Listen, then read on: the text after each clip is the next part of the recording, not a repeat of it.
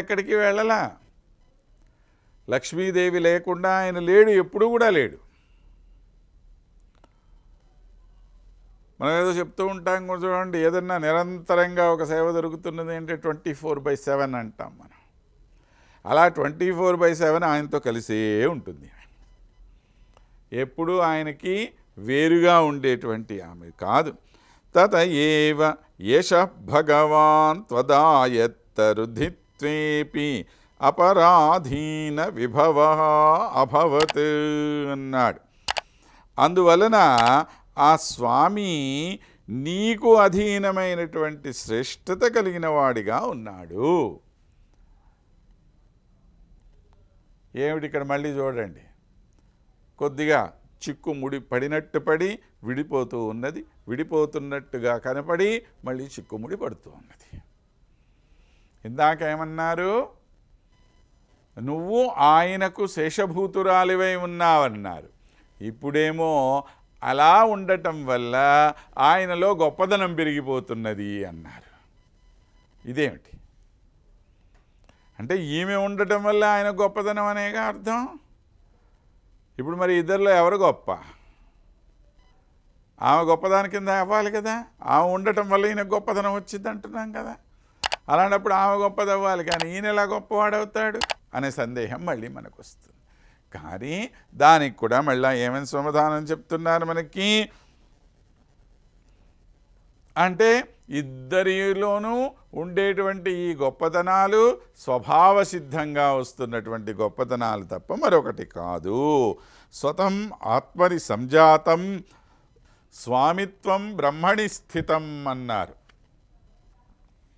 స్వతం ఆత్మని సంజాతం స్వామిత్వం బ్రహ్మణి స్థితం అన్నారు. ఇప్పుడు భగవానుడు తనంతట తానుగా ఒక పరమాత్మ అని ఎందుకు అనిపించుకుంటున్నాడండి? ఆయనకు ఏదైతే శక్తి ఉన్నదో, లేదా దేన్నైతే ఆయన శక్తి అని మనం అనుకుంటున్నామో, అది స్వతఃసిద్ధంగా ఆయనకు మాత్రమే ఉండేది. ఇతరమైన ఏ శక్తి చేత, ఇతరమైన ఏ శక్తి మీద ఆయన ఆధారపడి లేడు. ఇంకా ఎవరి మీదో గనక ఈయన ఆధారపడి ఉంటే ఈయన స్వామి అవటానికి ఆస్కారం లేదండి. స్వామి అన్నా, భగవాన్ అన్నా, పరమాత్మ అన్నా, ఇవి అన్నీ కూడా ఎటువంటి శబ్దాలు? సర్వతంత్ర స్వతంత్రుడిగా ఉండేటువంటి వ్యక్తికి మాత్రమే ఉపయోగించవలసిన శబ్దాలు. మరి ఇతరమైన ఏ దేవతలకు కూడా ఈ విధమైన అర్హత ఉన్నదా? ఇంకా ఎవరి గురించన్నా మీరు ఈ విధంగా చెప్పగలరా? ఏమండి, ఫలానా ఆయన స్వతంత్రంగా ఉంటాడు, ఓ బ్రహ్మదేవుడు ఉన్నాడు, ఆయన స్వతంత్రంగా సృష్టి చేయగలుగుతాడా? ఈయన ఆజ్ఞ ప్రకారం చేస్తాడు. కాబట్టి ఆయన సర్వతంత్ర స్వతంత్రుడైన పరమాత్మ అని చెప్పడానికి వీల్లేదు. అలానే ఇంకొకళ్ళు కానివ్వండి, ఒక శివుడు కానివ్వండి, ఒక రుద్రుడు కానివ్వండి, ఇంకొక కుమారస్వామి కానివ్వండి, మరొకళ్ళు కానివ్వండి, మరొకళ్ళు కానివ్వండి, ఎవరైనా సరే ఈయన యొక్క ఆజ్ఞకు లోబడే ఉంటూ ఉన్నారు.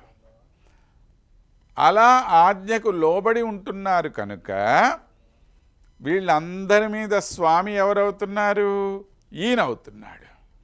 ఈయన గొప్పవాడవుతున్నాడు కనుక ఈయనే పరబ్రహ్మ, ఈయనే పరమాత్మ అని నిర్ణయం చేసింది మనకి వేదం.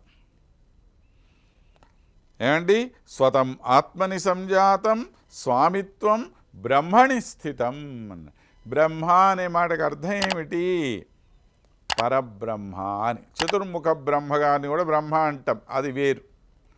కాబట్టి ఈ పరమాత్మ అనే ఆయనకి ఉండవలసిన లక్షణం ఏమిటయ్యా మొట్టమొదట అంటే,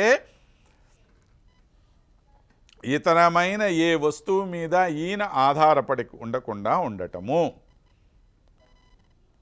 తనంతట తాను స్వతసిద్ధంగా ఉండటము అనేటువంటిది.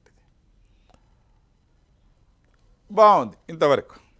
ఇప్పుడు మళ్ళీ మనం ఏమంటున్నాం, చిక్కు ఇక్కడ వస్తుందన్నమాట మనకి. అలాంటి ఆయన యొక్క సొత్తు కదా శ్రీదేవి, లక్ష్మీదేవి. ఇప్పుడు ఈమె ఉండటం వల్ల ఆయనకి గొప్పదనం పెరిగింది అంటే ఆయన ఎలా గొప్పవాడైపోయాడండి? అది ఈమె వల్ల కదా గొప్పవాడయ్యాడు. కాబట్టి ఈమె ఆయన కన్నా గొప్పది అని కదా మనం చెప్పాలి. అలా ఎందుకు చెప్తున్నాము? ఇప్పుడు నువ్వు ఒక కారు వేసుకొని తిరుగుతున్నావు, లేదా ఒక మంచి బ్రహ్మాండమైన విల్లానో ఏదో కొనుక్కున్నావు, దానిలో ఉంటున్నావు. ఇప్పుడు నీకు ఇల్లు సొత్తా, ఇంటికి నువ్వు సొత్తా? కారు నీకు సొత్తా, కారుకు నువ్వు సొత్తా? ప్రశ్నించుకోండి. నీ దగ్గర ఉన్నందువల్ల వాడికి విలువ పెరిగిందా, వాడి వల్ల నీ విలువ పెరిగిందా?